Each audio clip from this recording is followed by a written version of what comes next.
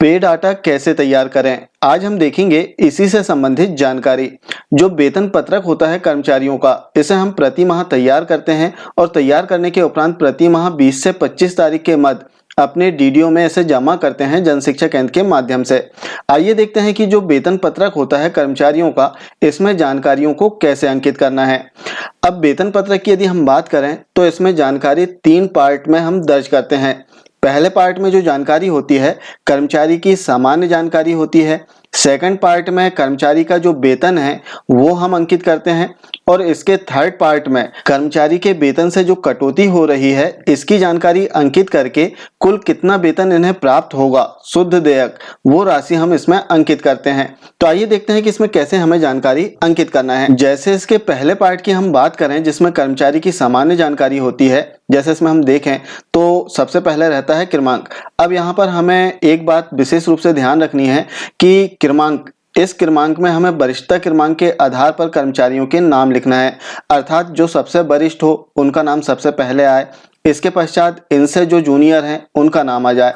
तो इस प्रकार वरिष्ठता क्रम को ध्यान में रखते हुए हमें कर्मचारियों के नाम लिख लेना है। अब कर्मचारी का नाम लिख लिया, कर्मचारी का जो डेजिग्नेशन है वो लिख देना है, कर्मचारी की शैक्षणिक योग्यता क्या है और व्यावसायिक योग्यता क्या है वो इसमें अंकित करें। इसके पश्चात कर्मचारी की डेट ऑफ बर्थ और नियुक्ति तिथि। अब यहाँ से विभागीय जानकारी शुरू हो जाती है कि कर्मचारी की नियुक्ति तिथि कब की है। इसके पश्चात वर्तमान जो शाला है या संस्था है इसमें कर्मचारी ने कब ज्वाइन किया है उसकी डेट लिखना है। अब वेतन वृद्धि किस माह में लगती है, सामान्य तौर पर यदि हम देखें शिक्षा विभाग में तो जुलाई में ही वेतन वृद्धि लगती है, तो आप यहाँ पर जुलाई अंकित कर सकते हैं। इसके पश्चात उपस्थिति के दिन। अब यहाँ पर आपको प्रत्येक कर्मचारी के उपस्थिति के दिन अलग अलग अंकित करना होगा इनके द्वारा लिए गए अवकाश के आधार पर। तो जितने दिन उपस्थित रहे कर्मचारी वो संख्या आपको यहाँ पर फिल करना होगा। इसके बाद जो जानकारी इसमें अंकित करना होता है वो होता है जीपीएफ क्रमांक। चूंकि नियमित कर्मचारियों के लिए रहता है तो नियमित कर्मचारी अपना जीपीएफ क्रमांक जो है वो यहाँ पर अंकित कर सकते हैं। इसके पश्चात अपनी यूनिक आईडी, जो भी आपका एजी, एएस, बीयू जो भी यूनिक आईडी हो वो आप यहाँ पर अंकित कर सकते हैं। और इसके पश्चात आप इसमें देखेंगे कि कौशल्य का यूनिक कोड अर्थात आपका जो एम्प्लॉय कोड है वो यहाँ पर आपको अंकित करना है। और अंत में 2 जानकारी और अंकित करनी होती है, अपना पैन नंबर, अपना बैंक का नाम और अपना अकाउंट नंबर। तो इस प्रकार से सामान्य जानकारी जो होती है कर्मचारी की वो पहले पार्ट में अंकित कर दी जाती है। इसके पश्चात इसका सेकंड पार्ट शुरू होता है जिसमें कर्मचारी का जो वेतन है वो हमें इसमें अंकित करना होता है, अर्थात ग्रॉस वेतन। अब इसमें हम बात करें तो सबसे पहले रहता है पे बैंड। तो यहाँ पर कर्मचारी को अपना बेसिक लिखना है।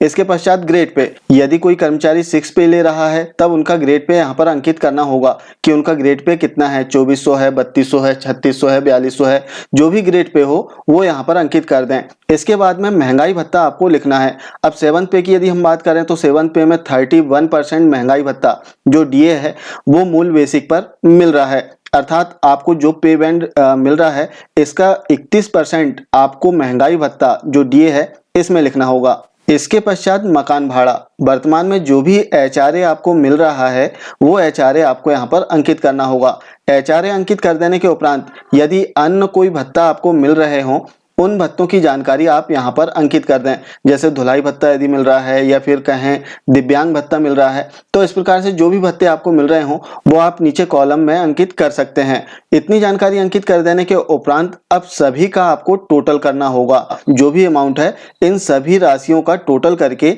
लास्ट में जो योग का कॉलम दिया है इसमें आपको अंकित करना होगा। जैसे आप देखेंगे कि यहाँ पर 3 अमाउंट इसमें टोटल किया गया है।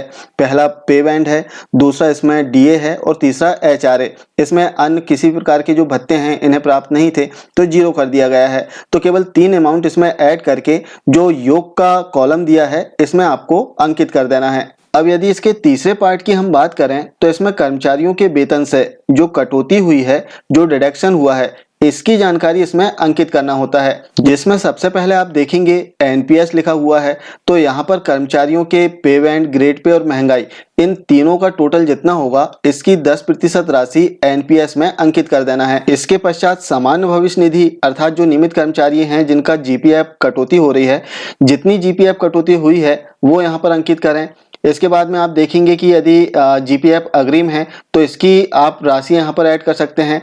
इसके बाद में जीआईएस कटौती होती है, जो समूह बीमा की राशि कटौती होती है, वो राशि आप यहाँ पर अंकित कर सकते हैं। जैसे समूह बीमा की हम बात करें तो 200 रुपये, 400 रुपये, इस प्रकार से जो जीआईएस कटौती होती है वो आप यहाँ पर अंकित कर सकते हैं। इसके बाद में इसमें जो कॉलम रहता है वृत्ति कर अर्थात प्रोफेशनल टैक्स, यदि आपका प्रोफेशनल टैक्स कट रहा है 208 रुपये, 212 रुपये, 250, जो भी वृत्ति कर आपका कट रहा है वो आप यहाँ पर राशि अंकित कर सकते हैं। इसके पश्चात आप देखेंगे कि कुछ कर्मचारी ऐसे होते हैं जिनका आयकर बहुत अधिक लगता है, तो प्रति माह कुछ ना कुछ इनकम टैक्स कटौती करवाते हैं अपने वेतन से। तो यदि इनकम टैक्स कटौती हो रही है प्रति माह, तो जितनी राशि कटौती हो रही है वो आप यहाँ पर अंकित कर सकते हैं। इसके बाद में केवल कटौतियों का टोटल आपको यहाँ पर अंकित कर देना है। अब बात आती है शुद्ध देयक राशि, अर्थात कर्मचारी को जो नेट पेमेंट मिल रहा है वो यहाँ पर अंकित करना होता है। तो नेट पेमेंट अंकित करने के लिए कर्मचारियों का जो ग्रॉस पेमेंट है इसमें कटौतियों को आप माइनस कर दें, घटा दें, और घटाने के पश्चात जितना अमाउंट आएगा वो आपको यहाँ पर अंकित कर देना है। इसके बाद इसमें आप देखेंगे कि अवकाश से संबंधित जानकारी है और अपने मुख्यालय से संबंधित जानकारी है और अपने मोबाइल नंबर की जानकारी इसमें कर्मचारी की अंकित करना होता है। तो इस प्रकार से जो पे डेटा है इसे हम प्रति माह तैयार करते हैं। अब जो प्रिंटेड वेतन पत्रक हम मार्केट से क्रय करते हैं तो इसमें आपने देखा होगा कि बैक साइड में हमें अपनी साल की जो दर संख्या है कक्षावार, जातिवार, वो भी अंकित करना होता है। तो समान सी इसमें एंट्री रहती है, तो वो आप बहुत ही आसानी से कर सकते हैं। आशा है जानकारी आपको अच्छी लगी होगी। मिलते हैं कुछ इसी प्रकार की जानकारी के साथ में अगले वीडियो में। तब तक के लिए जय हिंद।